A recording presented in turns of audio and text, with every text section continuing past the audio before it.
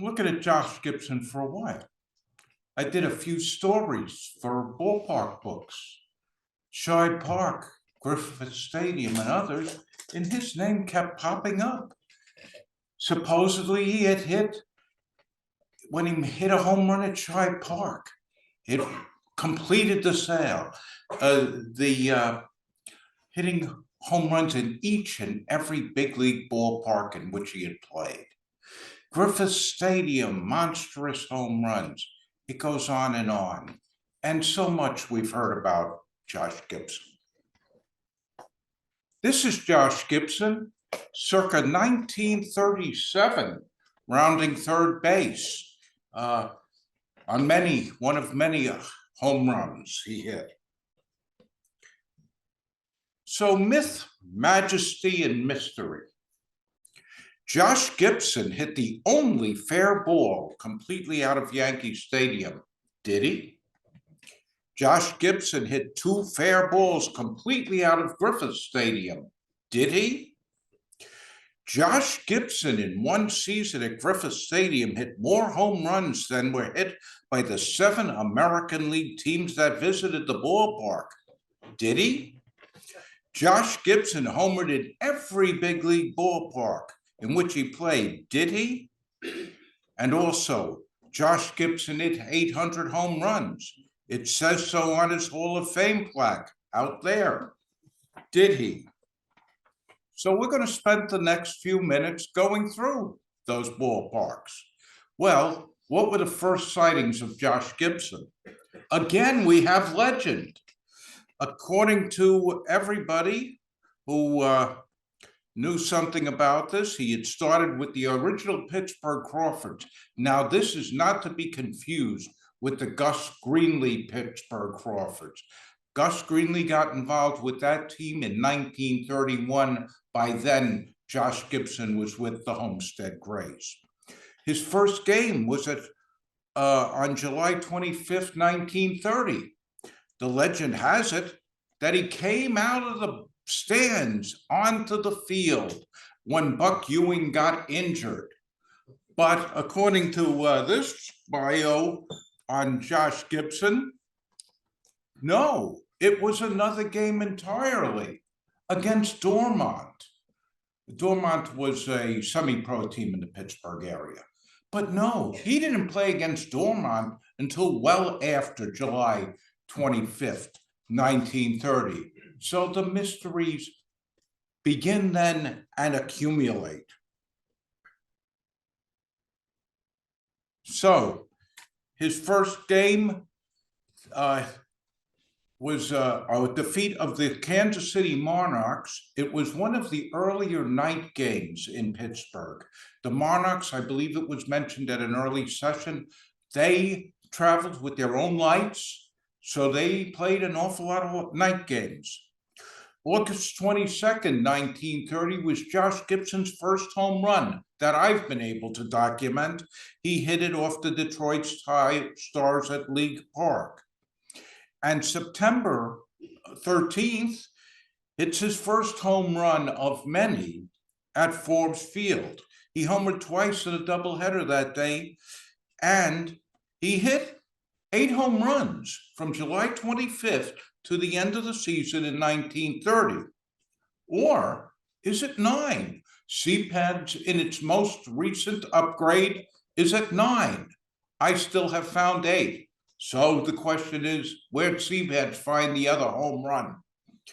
During his career, he had 14 home runs at Forbes Field. Why not more? We'll answer that later. This is the first big audience for Josh Gibson. The Lincoln Giants against the Homestead Grays, both were independent teams in 1930. Both are on the list of teams that SABR is saying are major league, and they definitely were. The teams played 10 games against each other in various cities, starting in Forbes Field, where the Grays won a pair of games. In the first game, Oscar Charleston homered, and Gibson homered and tripled in the second game. The Grays winning it 1716, nothing like a nail biter.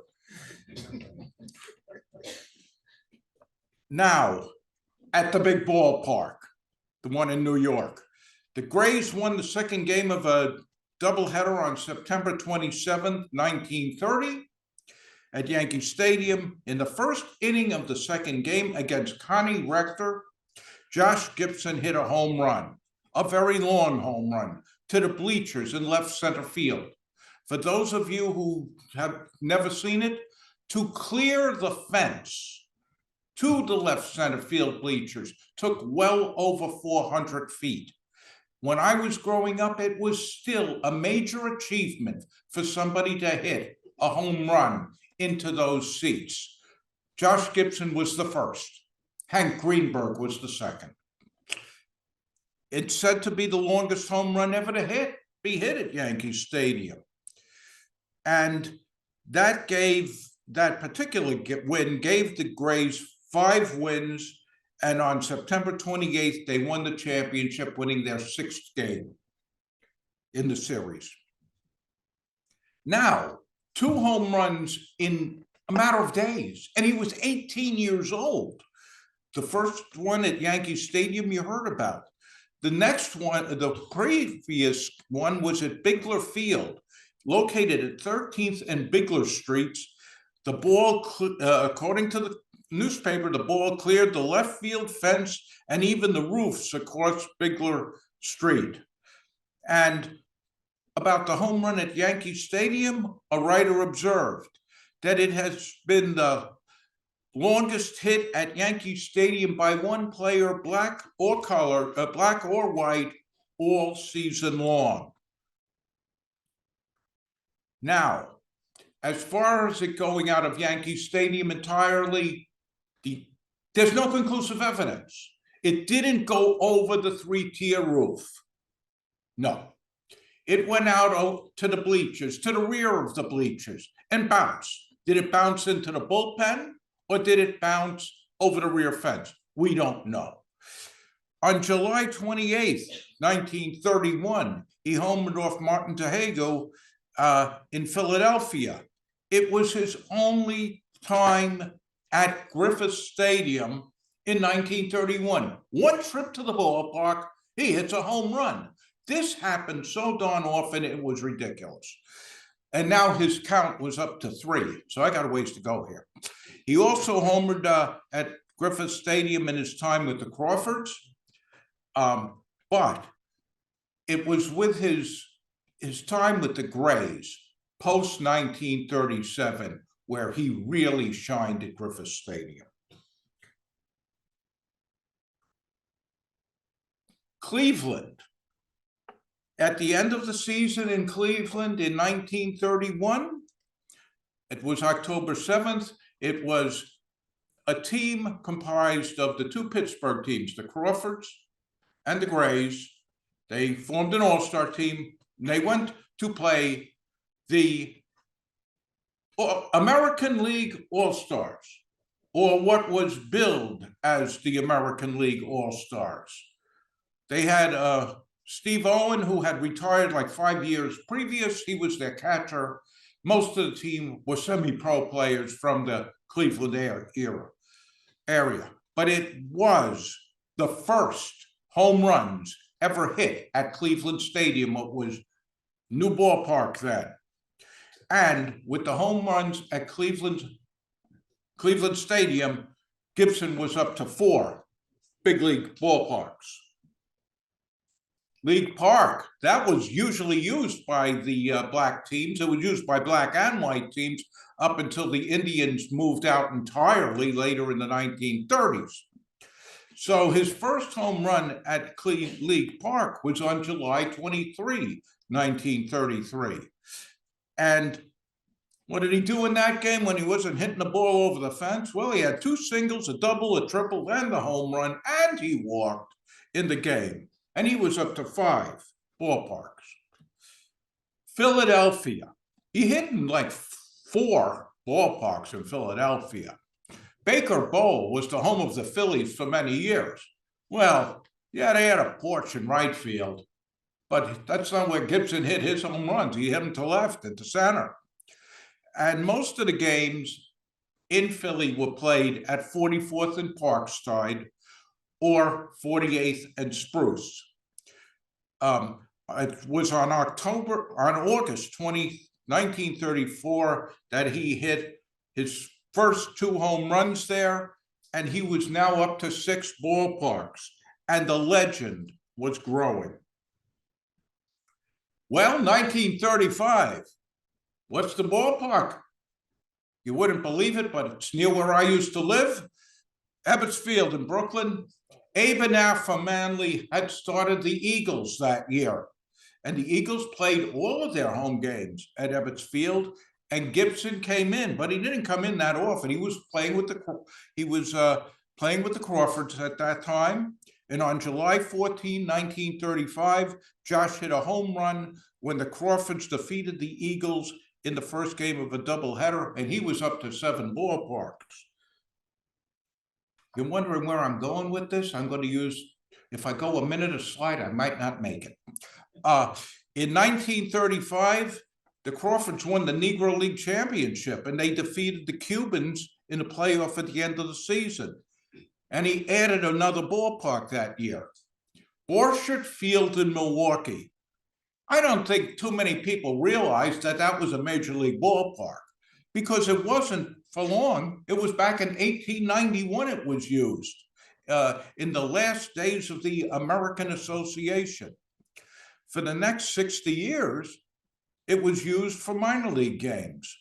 Josh Gibson homered there on August 28th of 1935 against the Chicago American Giants, up to 8 ballparks. Back with the Grays. Now, most of the people in this room know what happened in 1937.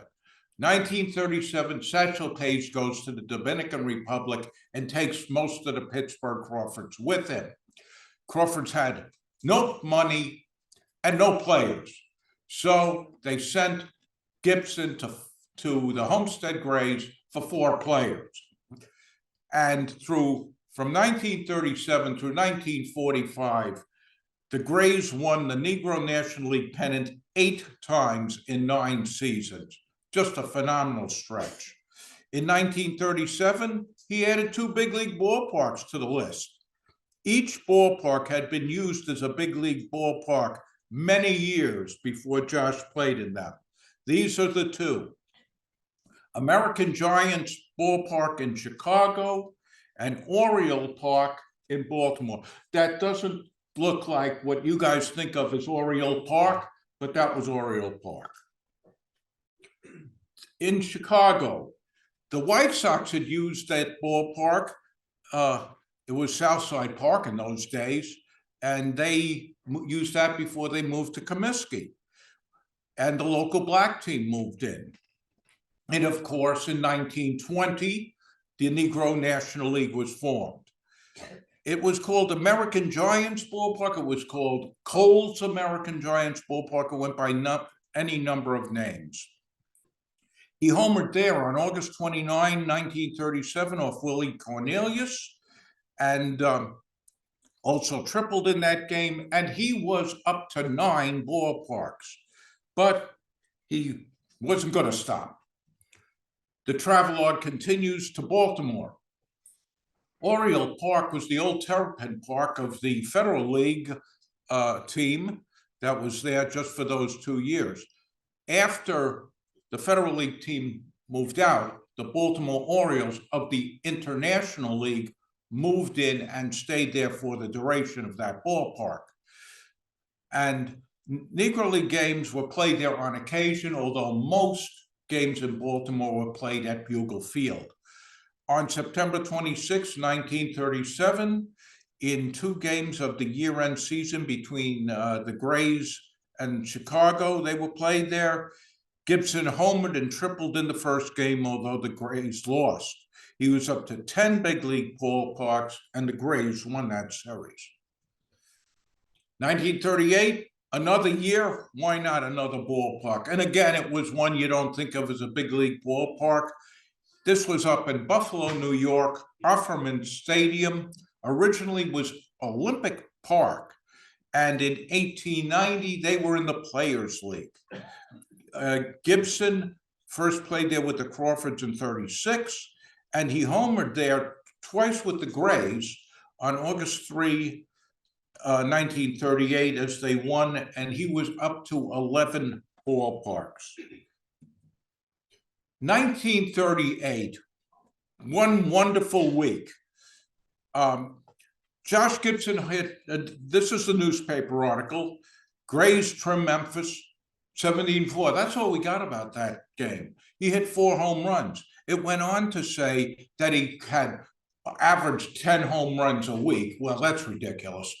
But what he did do was he did hit 10 home runs in a week from July 23rd through July 30th of 1938, from Monessen, Pennsylvania to Dayton to Zanesville to Greensburg to Middletown, all against the Memphis Red Sox. It was not a good time for the Memphis Red Sox. 1943, what a season. This is the year where he had home runs against the American League visitors.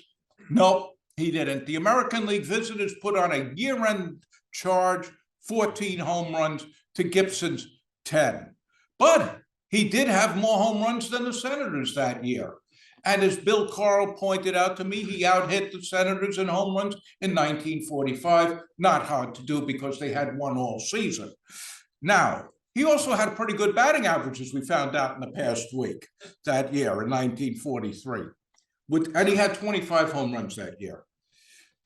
I'll talk about New York because he had the homer at Yankee Stadium, the homer at Ebbets Field, and at the Polo Grounds. The first one was July of 1943. He had 4 home runs there in all, 12 big league ballparks.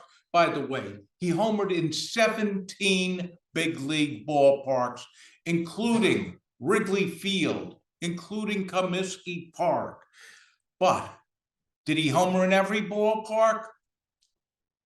No, I don't think so. I'll put the slide on Wrigley. Everybody likes to look at beautiful Wrigley Field. In Cincinnati, did he homer at Crosley Field? One story had him hitting, Leo DeRocher told it, hit it over left field fence. Another story in this book bio of Gibson has him hitting it over the right field fence. We have yet to find documentation of a single home run hit by Gibson in Cincinnati. The coverage just wasn't there in the Cincinnati Enquirer. But one ballpark that he played in, a Major League ballpark, he did not homer in. But how was he to know? Kansas City didn't become a big league ballpark until 25 years after Gibson had played there in 1930. So he can't be faulted for not hitting in what was then Muleback Park. So Shibe Park, the home run at Shibe Park, there's the scorecard. And right next to Gibson's name is the star for the home run that he hit, I think, at his first at bat. And in Detroit, one time he appeared in Detroit. He hit a home run at Briggs Field. Sportsman Park in St. Louis, same thing. One appearance, a home run. This guy was phenomenal. So how many home runs does Josh Gibson have? According to Seamheads, he's at 246, and that just changed last week from 240. One of those home runs from 1930. According to my count, 394, but I believe it gets counted if people paid their way into the ballpark and he hit it over the fence. So yes, I do have home runs against the Savage Gems in Hartford, Connecticut, against the Bushwicks out in Woodhaven, Queens, against the Red Bank Pirates and the Belmar Braves in New Jersey. 100 ballparks he hit home runs in, 100, and that's at least. And at the time he retired, he had more night home runs than any Major League Baseball player ever had. Remember, the Negro Leagues were played at night, a lot of their games. Not Babe Ruth, No. Babe Ruth never hit a night home run. I think that's about it. Are there any questions?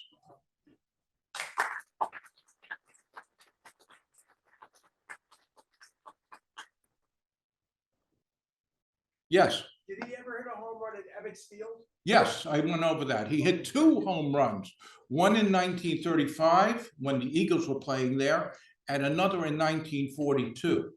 Most of the games, however, that he played in Brooklyn were at Dexter Park, Right. the park of the Bushwicks. The Bushwicks would play against the Grays, and sometimes Negro League teams would play each other at Dexter Park. In all, Josh Gibson hit home runs at 5 ballparks in New York City. Wow. Yeah. Any coverage on Rickwood? On Rickwood, of course he hit a home run there. Come on. I think just one, though. They didn't play much. The Negro Leagues, when Josh was playing, were northern.